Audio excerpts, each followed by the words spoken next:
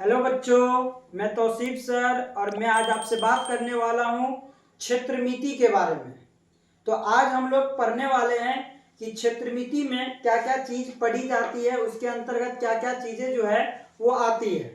तो जैसा कि आपको स्क्रीन पर दिख रहा होगा कि आज का हमारा टॉपिक है क्षेत्रमिति।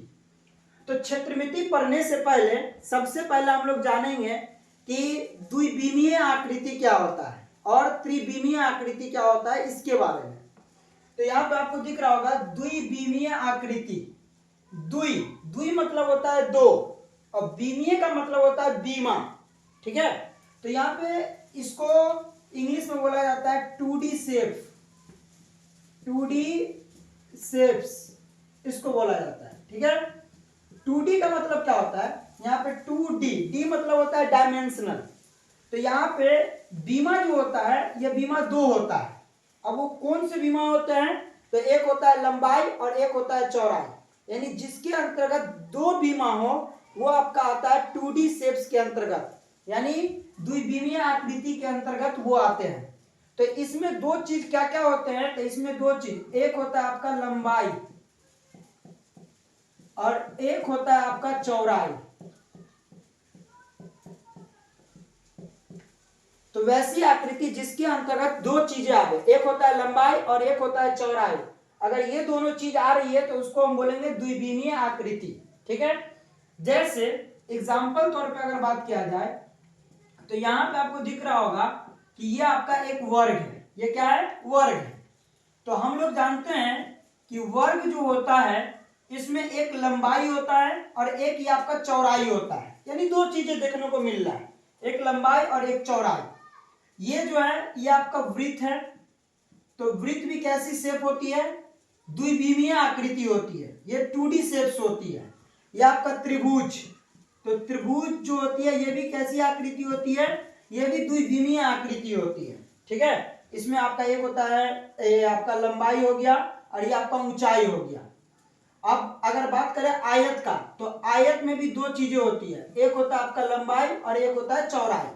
यानी वैसी आकृति जिसके अंतर्गत दो चीजें आवे, एक आवे लंबाई और एक आवे चौड़ाई, तो वो आ जाता है आपका द्विविमीय आकृति, यानी 2D शेप्स के अंतर्गत आ जाता है। इसके एग्जांपल में आ गया आपका वर्ग, वृत्त, त्रिभुज, आयत और सारे हो सकते हैं, समचतुर्भुज, समलंब चतुर्भुज। ये सारी चीजें जो हैं ये आपका द्विविमीय आकृति के अंतर्गत आता है। ठीक, तो यहाँ पे हम देख लीजिए द्विविमीय आकृति क्या होता है। इसके बाद हम लोग बात करते हैं त्रिविमीय आकृति। यहाँ पे इसको इंग्लिश में बोला जाता है 3D शेप, 3D शेप्स। ठीक है, यानी यहाँ पे आपका ये त्रिविमीय, यानी यहाँ पे बीमा जो है ये तीन है। तो वो कौन से तीन बीमा है, इसके पास कौन कौन से तीन बीमा होते हैं, तो एक होता है आपका लंबाई और एक होता है आपका चौड़ाई और एक होता है आपका ऊंचाई। ये तीन बीमा होते हैं। तो वैसी आकृति जिसके अंतर्गत आपको लंबाई भी दिखे, चौड़ाई भी दिखे और ऊंचाई भी दिखे, तो ये आपका हो जाता है त्रिविमीय आकृति। ये आपका त्रिविमीय आकृति के अंतर्गत आता है। जैसे आपने डस्टर को देखा होगा, डस्टर जो होता है ये आपका इस तरीके का होता है, यानी इसमें आपको लंबाई देखने को मिलेगा, चौड़ाई भी देखने को मिलेगा और उसकी ऊंचाई भी देखने को मिलेगा, यानी उसकी कुछ ना कुछ मोटाई होती है। तो जिसमें आपको लंबाई, चौड़ाई और ऊंचाई देखने को मिले वो आपका हो जाता है त्रिविमीय आकृति, यानी 3D शेप्स हो जाता है। जैसे इस मार्कर को देखिए, ये मार्कर जो है ये भी आपका 3D शेप है। इसमें आपका एक वृत्ताकार ये ऊपर आपको दिख रहा होगा, एक वृत्ताकार ये नीचे होता है और ये आपका एक पृष्ठ ये होता है। यानी इसमें अभी आपको एक लंबाई दिखेगा, ये आपका जो है ये ऊंचाई, ये जो ऊंचाई है एक ये दिखा और इसके अंतर्गत आपको ये लंबाई दिखेगा और ये आपको चौड़ाई दिखेगा। तो जिसके अंतर्गत ये तीन चीजें हो, एक लंबाई, एक चौड़ाई और एक ऊंचाई, तो ये आपका क्या हो जाता है त्रिविमीय आकृति। जिस तरीका से आप देखे होंगे टूथपेस्ट जो होता है, टूथपेस्ट का जो मतलब ऊपर का डब्बा होता है वो भी आपका त्रिविमीय आकृति होता है। उसके बाद आप ट्रंक को एग्जांपल में ले सकते हैं। शादी विवाह में जो ट्रंक दिया जाता है उसको भी आप देख सकते हो, उसमें एक लंबाई होता है, फिर चौड़ाई होता है, फिर उसकी कुछ ना कुछ ऊंचाई होती है। तो ये सारे एग्जाम्पल जो होते हैं ये आपके त्रिविमीय आपके आकृतियां के हो गए। बाकी आप जैसे साबुन का जो डब्बा होता है वो भी त्रिविमीय आकृति के अंतर्गत आएगा, ईंट जो होता है वो भी त्रिविमीय आकृति के अंतर्गत आ जाएगा, समझे। तो यहाँ पे आपको दिख रहा होगा एग्जाम्पल में, जैसे आपको ये जो आकृति है ये आपका घन की आकृति है, इसको हम लोग बोलते हैं घन, ठीक है। यहाँ पे भी आपको लंबाई दिख रहा होगा, चौड़ाई दिख रहा होगा और ये ऊंचाई दिख रहा होगा। ये अलग बात है कि इसकी लंबाई, चौड़ाई और ऊंचाई ये तीनों बराबर होती है, लेकिन यहाँ पे आपको तीन बीमा देखने को मिलेगा। ये आपका इसका नाम हो जाता है घनाभ। इसमें भी आपको तीन चीज देखने को मिलेगा, एक होता है आपका इसका लंबाई, एक होता है चौड़ाई और एक होता है आपका ऊंचाई। तो ये घनाभ जो है ये भी आपका त्रिविमीय आकृति है। और इसके बाद ये आपका इसका नाम होता है बेलन। तो बेलन जो होता है ये बेलन भी आपकी क्या होती है, त्रिविमीय आकृति होती है। और उसके बाद इसको बोलते हैं शंकु। क्या बोलते हैं, शंकु बोलते हैं। तो ये शंकु जो है ये भी आपकी त्रिविमीय आकृति है। जैसे हम लोग होली में जो टोपी पहनते हैं या बर्थडे में जो टोपी होता है वो आपका किसका आकार का होता है, शंकु के आकार का होता है। या हम लोग जो आइसक्रीम खाते हैं जिसको हम लोग कोन बोलते हैं, तो वो कोन जो होता है वो भी क्या होता है, शंकु ही होता है। तो हमने यहाँ पे देखा कि त्रिविमीय आकृति के अंतर्गत कौन कौन आएगा और द्विविमीय आकृति के अंतर्गत कौन कौन आएगा, ठीक है। तो यहाँ पे आपके एग्जाम में ऑब्जेक्टिव क्वेश्चन पूछा जाता है कि निम्नलिखित में से कौन त्रिविमीय आकृति नहीं है, ठीक है, त्रिविमीय आकृति नहीं है।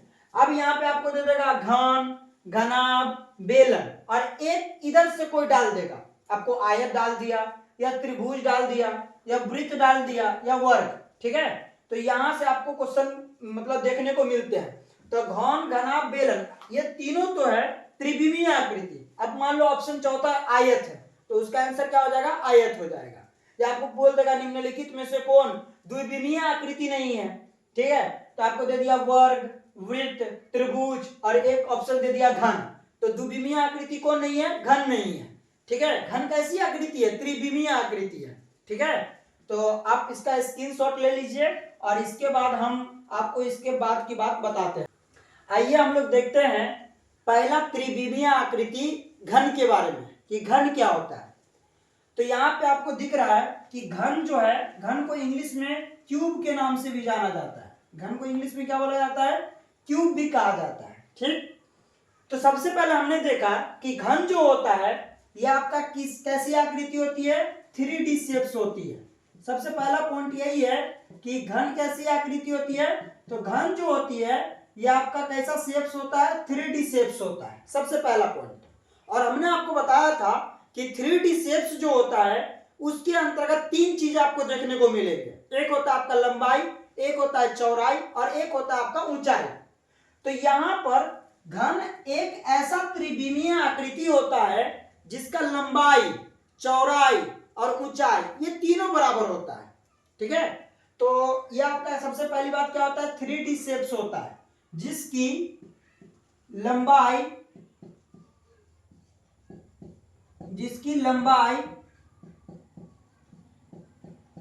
चौड़ाई तथा ऊंचाई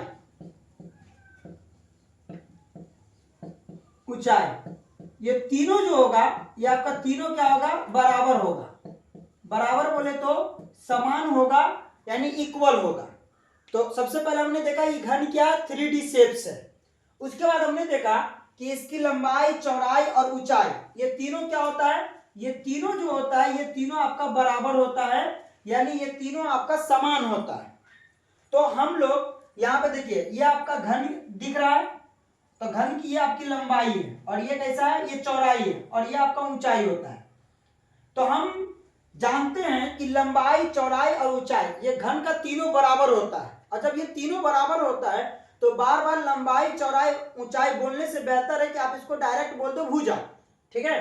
तो हम घन में एक ही चीज जानेंगे कि घन में क्या होता है, घन में भुजा होता है और भुजा को दिखाया जाता है ए से। यानी आपको कहीं पर भी भुजा दिखे तो भुजा के प्लेस पर आप ए लिख सकते हैं, ठीक है।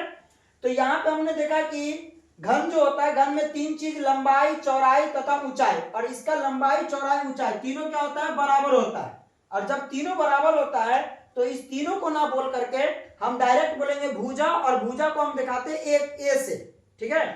अब इसके बाद हम घन से रिलेटेड कुछ बातें समझ लेते हैं कि घन में कितनी सतह होती है। सतह बोले तो सरफेस या फेस भी बोल सकते हैं, उसी को पृष्ठ कहते हैं, या उसी को आप फलक बोल सकते हैं। उसके बाद घन में कितने कोण होते हैं या शीर्ष होते हैं, जिसको वर्टेक्स बोला जाता है, ठीक है। उसके बाद हम लोग किनारा के बारे में देखेंगे कि किनारा या कोर कितने होते हैं, विकर्ण कितने होते हैं, ठीक है। तो सबसे पहली बात करते हैं हम लोग सतह। सतह को ही हम लोग बोलते हैं पृष्ठ, या उसी को बोला जाता है फलक, ठीक है। तो ये फलक जो होता है, ये सतह जो होता है, या पृष्ठ जो होता है, जिसको आप लोग इंग्लिश में फेस के नाम से जानते हैं कि कितने फेस होते हैं। तो आप एक घन को देखिएगा, घन जैसे आपने पासा को देखा होगा, पासा घन का एग्जांपल है। तो पासा में कितने सतह होते हैं, पासा में आपको देखिएगा 6 सतह होते हैं। एक सतह पर 1 लिखा रहेगा, दूसरे पर 2 लिखा रहेगा, तीसरे पे 3, चौथे पे 4, और पांचवें में 5, और छठे पे 6, इस तरीका से लिखा रहता है। तो घन जो होता है, घन में कितने सतह होते हैं, तो घन में आपके 6 सतह देखने को मिलेंगे। घन में कितने सतह देखने को मिलेंगे, 6 सतह देखने को मिलेंगे।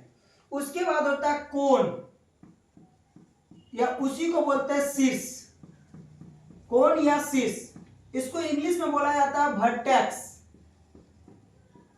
तो घन में आपको कोण या शीर्ष जो देखने को मिलेंगे, यह 8 देखने को मिलेंगे। जैसे आप मान लीजिए कि कोई कमरा है, वो घन के आकार का है, तो आपको उस कमरे में कितना कोना दिख रहा है, आपको 8 कोना देखने को मिलेगा। आपको 4 कोना ऊपर देखने को मिलेगा और 4 कोना नीचे। अब काउंटिंग कर लीजिए जिस कमरे में बैठे हुए हैं, ठीक है। तो यहाँ पे आपको घन में कोण या शीर्ष जो होते हैं वो 8 होते हैं। उसके बाद आपको आगे बात करना है भुजा या किनारा के बारे में, या उसी को बोला जाता है कोर। भुजा बोलो या किनारा बोलो या कोर बोलो, ये तीनों बात सेम है। तो एक घन में भुजा या किनारा या कोर की संख्या 12 होती है। अब बोलिएगा सर भुजा क्या होता है या किनारा क्या होता है, तो जहां पर 2 सतह एक दूसरे से मिलता है तो वहां पर एक लाइनिंग बनती है, उस लाइनिंग को कहा जाता है आपका क्या, उस लाइनिंग को बोला जाता है भुजा या किनारा या कोर। इंग्लिश में इसको एज के नाम से जाना जाता है, EDGE, एज के नाम से जाना जाता है। तो घन में भुजा या किनारा या कोर की संख्या कितनी होती है, 12 होती है। और उसके बाद अगर हम लोग बात करें तो बात आता है विकर्ण का। विकर्ण बोले तो डायगोनल, ठीक है। तो डायगोनल क्या होता है, एक घन में डायगोनल क्या होता है, तो डायगोनल का मतलब होता है कि आप कोना कोनी एक बांस ले लीजिए और उस बांस को उस कोने से उस कोने मिला दीजिए। मतलब कोना कोनी कहने का मतलब आजू बाजू आपको नहीं मिलाना। जैसे आप एक कोना लीजिए और उसके डायरेक्ट सामने में जो कोना होगा उससे मिलाइए, तो वो हो जाता है आपका विकर्ण, ठीक है। अब विकर्ण को डायगोनल कहते हैं। तो एक घन में जैसे मान लीजिए 8 कोण है, कोण में घन में कितने कोण होते हैं, घन में कोण की संख्या 8 होते हैं। तो एक कोना से दूसरे कोना को मिलाइएगा, फिर उसके नीचे वाले को उसके ऊपर से, उसके ऊपर वाले को उसके नीचे से, तो 2 विकर्ण ऐसे बनेगा। फिर दूसरे में आइएगा तो उसके मतलब नीचे वाले से सामने वाले के ऊपर वाले को, और सामने वाले के ऊपर वाले से नीचे वाले से इसके ऊपर वाले को। तो इस तरीका से आपको विकर्णों की संख्या जो देखने को मिलेगी वो आपको 4 देखने को मिलेगी। तो यहां से आपके ऑब्जेक्टिव क्वेश्चन बनते हैं कि एक घन में कितने सतह होते हैं, तो सतह बोले या फलक बोले कितने होते हैं, 6 हो जाते हैं। एक घन में कोण या शीर्ष की संख्या कितनी होती है, 8 होती है। भुजा या किनारा या कोर की संख्या 12 होती है, और विकर्ण की जो संख्या होती है वो आपका कितना हो जाता है, 4 हो जाता है। एक बात आप याद रखिएगा कि घन का प्रत्येक सतह, घन का जितना भी सतह होता है वो वर्गाकार होता है। वर्गाकार कहने का क्या मतलब है भाई, वर्गाकार कहने का मतलब यह है कि उसकी लंबाई और चौड़ाई ये दोनों आपस में क्या होती है, बराबर होती है। तो आपका जो घन होता है, तो घन के जितने भी फलक होते हैं, आप एक पॉइंट याद रखना कि घन जो होता है, घन के जितने भी फलक होते हैं, ये घन हो गया, और घन के जितने भी फलक, फलक बोले तो आपके जो सतह होते हैं वो सतह कैसे होते हैं, तो ये सतह आपके मतलब वर्गाकार होते हैं।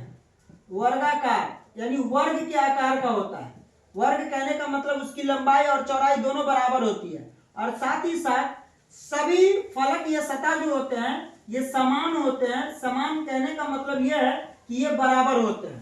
तो एक पॉइंट आप इस पॉइंट को नोट कर लीजिएगा कि घन के जो सभी सतह होते हैं या सभी फलक होते हैं वो कैसे होते हैं, वर्गाकार।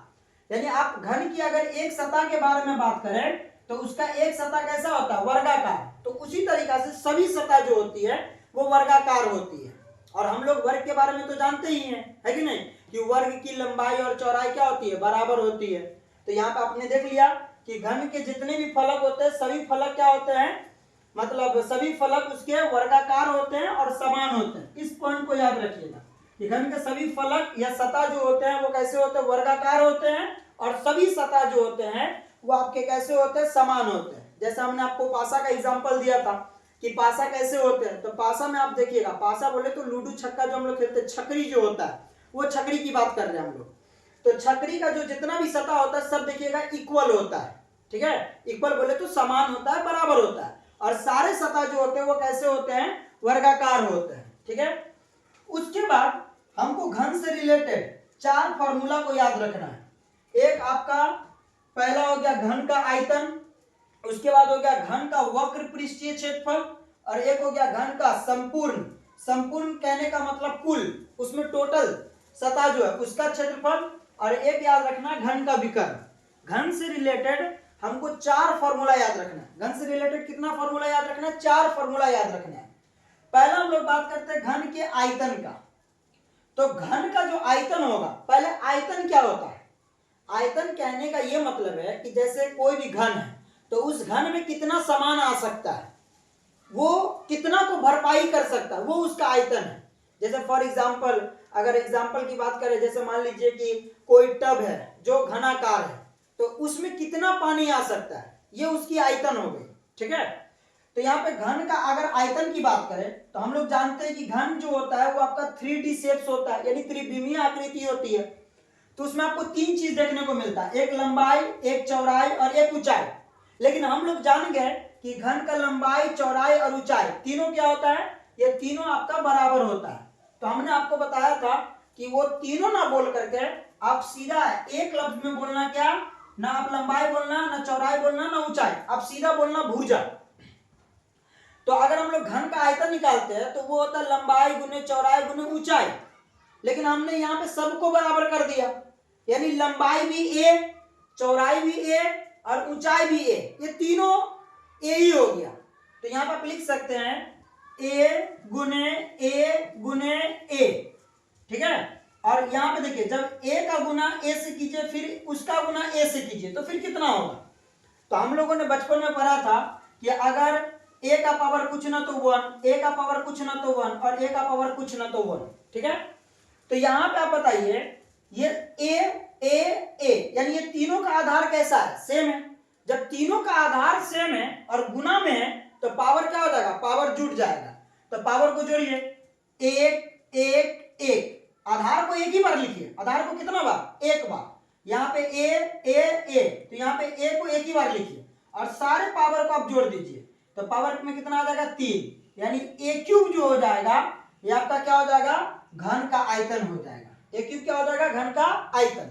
तो घन का आयतन अगर आपसे पूछा जाए तो सीधा बोलना ए क्यूब। ए कहने का मतलब ये है कि भुजा, जो भुजा दिया रहेगा उसका क्यूब कर दीजिएगा तो घन का आयतन निकल जाएगा। उसके बाद दूसरा बात करते हैं घन का वक्र पृष्ठीय क्षेत्रफल। यहाँ पे वक्र का मतलब क्या होता है, पहले वक्र का मतलब समझते हैं।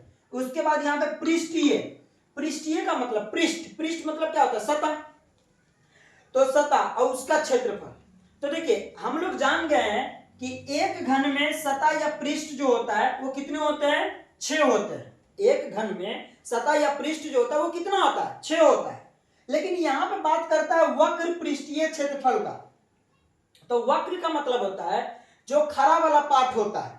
खड़ा वाला पार्ट कहने का मतलब कि जिस पर सभी आधारित हो। जैसे आप बात कीजिए एक घन की, या आप एक कमरा की बात कर लो, ऐसा कमरा जो घनाकार हो, यानी घन के आकार का हो, तो उसमें आप देखिएगा 4 दीवार जो होता है वो खड़ा होता है। तो 4 दीवार जो खड़ा है वही वक्र है, यानी जो खड़ा वाला पार्ट होता है उसको हम लोग वक्र पृष्ठीय क्षेत्रफल कहते हैं। ठीक है, मतलब वक्र पृष्ठ का क्षेत्रफल हो जाएगा, वक्र भाग हो जाता है वो। तो हम लोग जानते हैं कि एक घन में टोटल सतहों की संख्या 6, एक घन में टोटल सतहों की संख्या 6, लेकिन हम लोग को बात करना है वक्र का। तो हम लोग जान गए कि एक घन में खरा वाला पार्ट कई गो, यानी खरा दीवार जो होता है वो कितना होता है, 4 होता है। तो हम लोग बात करेंगे 4 की, कितना की, 4 की बात करेंगे। दूसरा पॉइंट, हम लोग यहाँ पे अभी जाने थे कि घन का जितना भी फलक होता है या जितना भी सतह होता है वो कैसा होता है, वर्गाकार। वो कैसा होता है, वर्गाकार। वर्गाकार कहने का मतलब जिसका लंबाई और चौड़ाई क्या हो, बराबर हो।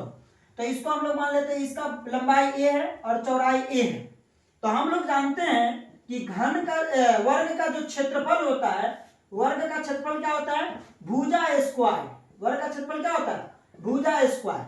और हम लोग अभी जाने कि घन का जो प्रत्येक सतह होता है, यानी सभी सतह जो होते हैं वो कैसा होता है, वर्गाकार। तो एक वर्ग का न क्षेत्रफल a स्क्वायर, लेकिन हम लोग को निकालना है वक्र पृष्ठीय क्षेत्रफल। वक्र मतलब खरा वाला पार्ट। तो हमने देखा घन में खरा वाला पार्ट कितना है, 4 है, तो 4 ले लिया।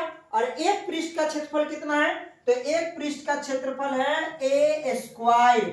तो इसका फॉर्मूला हो जाएगा 4 गुने भुजा स्क्वायर। 4 गुने भुजा स्क्वायर जो हो जाएगा ये आपका किसका फॉर्मूला हो जाएगा, घन का वक्र पृष्ठीय क्षेत्रफल हो जाएगा।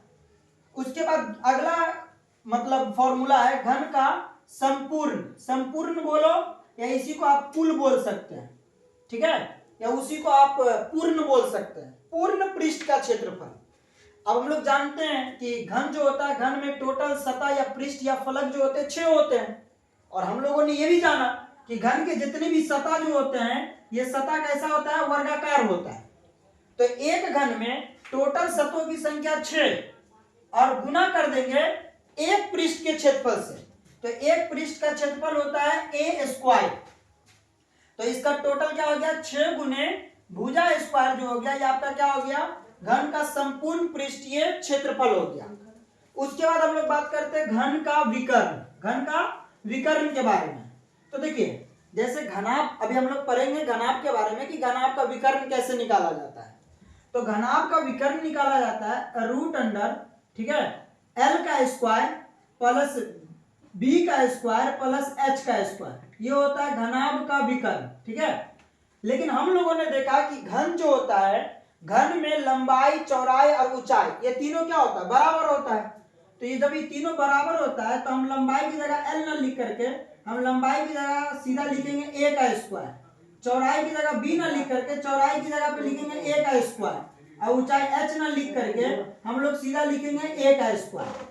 तो यहाँ पे हमने देखा a square plus a square plus a square, और यहाँ पे कितना a स्क्वायर है, तो यहाँ पे 3 मानी 3 गो a स्क्वायर है, 3a स्क्वायर। तो यहाँ पे 3 जो है ये आपका किसी का वर्ग नहीं है, यानी किसी का स्क्वायर नहीं है, उसका आप स्क्वायर नहीं निकाल सकते हैं।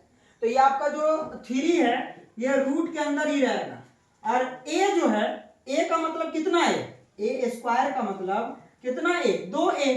तो हम लोग जानते हैं कि अगर रूट में होगा 2 तो बाहर निकलेगा 1, तो इसका एक a जो होगा ये आपका बाहर निकल जाएगा, यानी ये रूट 3a जो हो जाएगा ये घन का विकर्ण हो जाएगा।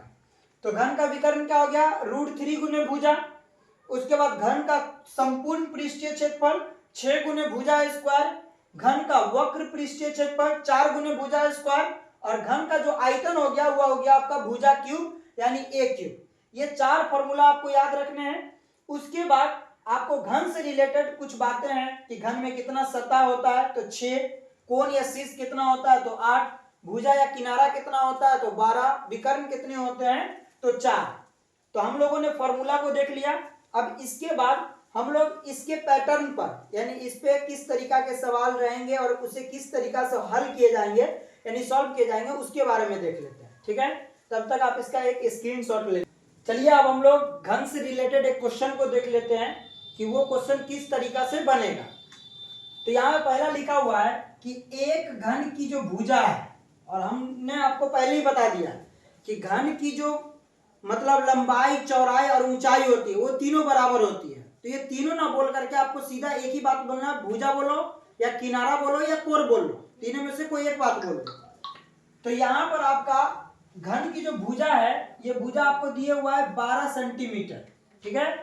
तो आपको उसका मतलब किसका, ये जो घन है आपका, इस घन का आपको आयतन निकालना है, वक्र पृष्ठीय क्षेत्रफल निकालना है, संपूर्ण पृष्ठीय क्षेत्रफल निकालना है और विकर्ण।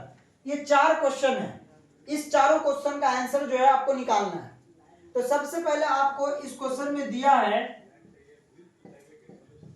लिख लीजिए, पहले दिया है घन की भुजा और भुजा को हम लोग ए से दिखाते हैं। तो ये भुजा आपको दिया हुआ है 12 सेंटीमीटर, ठीक है। इसके बाद इसमें पहला क्वेश्चन पूछा जाता है घन का आयतन। तो घन का आयतन बराबर, हम लोग जानते हैं कि घन का आयतन बराबर क्या होता है, भुजा क्यूब, यानी ए का क्यूब। तो यहाँ पे ए का क्यूब हो गया। अब यहाँ पे भुजा जो है, भुजा आपको कितना दिया हुआ है, 12 दिया हुआ है। तो जहां पर आप भुजा लिख रहे हो वहां पे आप 12 लिख लो, और उसका क्यूब है तो क्यूब कर दीजिएगा। देखो 12 का क्यूब यानी 12 का पावर कितना, 3, और 12 के पावर 3 का मतलब होता है कि 12 3 बार। तो इस 12 को 3 बार लिखो और गुना में लिखिएगा, 12 गुने 12 गुने 12। जब 12 को आप 12 से गुना करते हैं तो 12 को 12 से गुना करने पर, यहाँ पे 12 को 12 से गुना करने पर आपका आता है 144, और फिर उस 144 को 12 से गुना कीजिए। तो अब जब 144 को 12 से गुना कीजिएगा तो 4 दूना कितना हो जाएगा, 8, 4 दूना 8 और 1 दूना 2, ये हो गया। फिर 31, 4 एकाएन 4, 4 एकाएन 4 और 1 एका 1, फिर काट दीजिए। यहाँ पे 8 तो 8, 8 और 4 12, 12 के 2, 1 बचल, 2 और 4 6 और 1 बचल था 7 और 1 तो 1, यानी कितना हो गया 1728। अगर आपको डायरेक्ट याद है तो आप डायरेक्ट 12 का क्यूब लिख सकते हैं, नहीं तो आप गुना करके देख लो। तो यहाँ पे 12 गुने 12 गुने 12, ये कितना आ गया 1728। अब आपको देखना है कि आपका यूनिट यानी जो आपका मात्रक है, ये मात्रक क्या है। तो मात्रक आपको दिया हुआ है सेंटीमीटर, तो आपको लिख देना है सेंटीमीटर।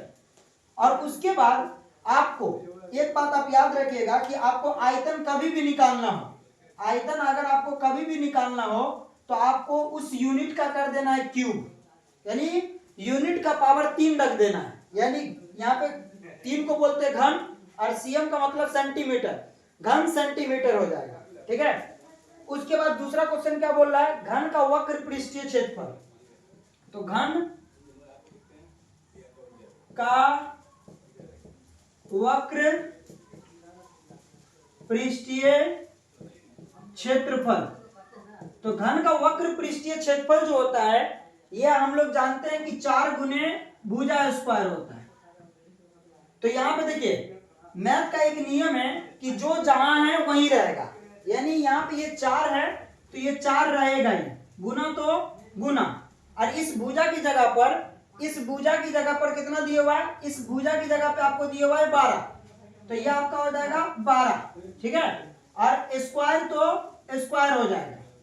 तो इसके बाद क्या है, 4 तो 4, गुना तो गुना, और यहाँ पे 12 का स्क्वायर। 12 के स्क्वायर कहने का मतलब ये है कि 144, यानी 12 का स्क्वायर कितना होता है, 144 होता है। उसके बाद आपको 144 से 4 को क्या कर देना है, गुना कर देना है। तो 144 को 4 से गुना कीजिए, तो यहाँ पे 4 का गुना 4 से करेंगे तो 4 चौके कितना हो जाएगा 16, तो 16 के 6, 1 बचल। फिर 4 का गुना 4 से करेंगे 16 और 1 बचल था, ये आपका हो गया 17, 17 के साथ 1 बचल, और 4 एका 4 और 1 बचल था 5, यानी 576। और आपका यूनिट क्या है, आपका यूनिट है सेंटीमीटर। और आप एक पॉइंट याद रखिएगा कि कभी भी आप क्या निकालिएगा, क्षेत्रफल, चाहे क्षेत्रफल कोई भी चीज का हो, तो आपको मात्रक का कर देना है स्क्वायर, यानी 576 सेंटीमीटर स्क्वायर। तो 2 हमने निकाल लिया। अब हम लोग 3 की बात करते हैं, घन का संपूर्ण पृष्ठीय क्षेत्रफल।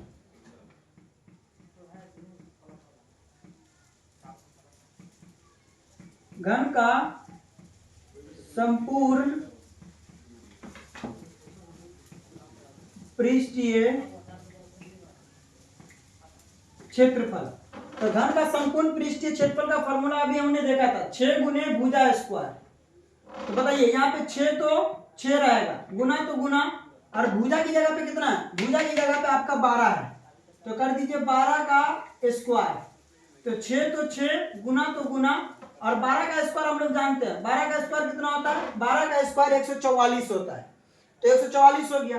अब आपको करना क्या है, 144 को 6 से गुना कर देना है, तो 4 का गुना 6 से करेंगे तो 4 छक्के कितना हो जाएगा आपका 24, और 24 का आप यहाँ पे लिख दीजिएगा 4, फिर 2 बच जाएगा, फिर 4 छक्के 24 और 2 बचल था आपका कितना हो गया 26, 26 के 6 और 2 बच गया, फिर 1 छक्के 6 और 2 बचल था 8, यानी 864 इतना सेंटीमीटर आपका स्क्वायर, यह आपका हो जाएगा घन का कुल पृष्ठीय क्षेत्रफल। उसके बाद आपको चौथा क्वेश्चन बोला जा रहा है कि घन का आप क्या निकालिए, विकर्ण। तो घन का विकर्ण, और घन के विकर्ण का फॉर्मूला होता है √3 गुने भुजा, अभी हम लोगों ने देखा था। तो √3 है तो ये √3 ही रहेगा, और गुना तो गुना, और भुजा की जगह पे कितना है 12, तो ये हम 12 बैठा देंगे, ठीक है। अब ये 12 जो है ये रूट के अंदर नहीं है, ये बाहर में है, तो गुना का एक नियम होता है कि बाहर वाले का गुना बाहर वाले से, यानी जो रूट के बाहर में है उसका गुना बाहर से करेंगे, जो रूट के अंदर में है उसका गुना रूट के अंदर से करेंगे। तो जो बाहर में, यहाँ पे मान लो कुछ नहीं है तो 1 है, तो 12 का गुना 1 से करो तो ये हो जाएगा 12, और √3 तो √3, यानी 12 √3, और यूनिट हो गया सेंटीमीटर, तो 12 √3 सेंटीमीटर जो हो जाएगा इसका राइट आंसर हो जाएगा, ठीक है। तो हमने देख लिया कि किस तरीका से सवाल बनेगा, घन का आयतन किस तरीका से निकलेगा, वक्र पृष्ठीय कैसे निकलेगा, कुल पृष्ठीय क्षेत्रफल कैसे निकलेगा, और आपका घन का विकर्ण कैसे निकलेगा। ठीक इसी प्रकार से आपको एक क्वेश्चन दिया जा रहा है कि आपको एक घन की जो भुजा है, यानी घन की जो भुजा है, ये भुजा आपको दिया जा रहा है 15 सेंटीमीटर, और इस 15 सेंटीमीटर के आधार पर आपको निकालना है घन का आयतन, घन का वक्र पृष्ठीय क्षेत्रफल, और घन का संपूर्ण पृष्ठीय क्षेत्रफल, और घन का विकर्ण, और इसका आपको कमेंट बॉक्स में आंसर देना है, ठीक है। तो आज हमने देख लिया अभी घन के बारे में, और इससे नेक्स्ट वीडियो में हम लोग देखेंगे कि घनाभ के बारे में, ठीक है। Thank you.